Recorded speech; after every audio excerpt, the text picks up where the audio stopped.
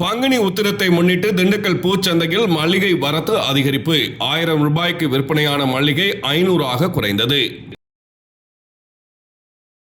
திண்டுக்கல் நகரின் மையப்பகுதியில் அமைந்துள்ள மாநகராட்சிக்கு சொந்தமான அண்ணா பூ வணிக வளாகத்திற்கு திண்டுக்கல்லை சுற்றியுள்ள பல்வேறு கிராமங்களில் சாகுபடி செய்யப்படும் பூக்களை விவசாயிகள் விற்பனைக்கு கொண்டு வருகின்றனர்.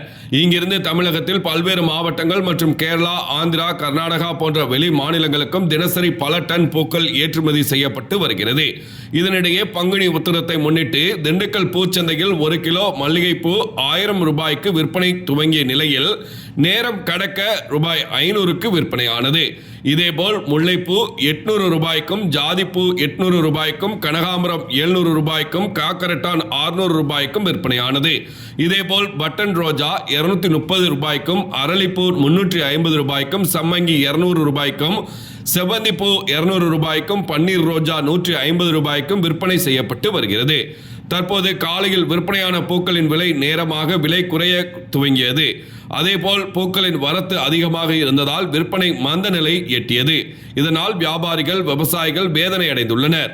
வெள்ளிக்கிழமை மாலை 6 மணி அளவில் கிடைக்கப்பெற்ற தகவல்.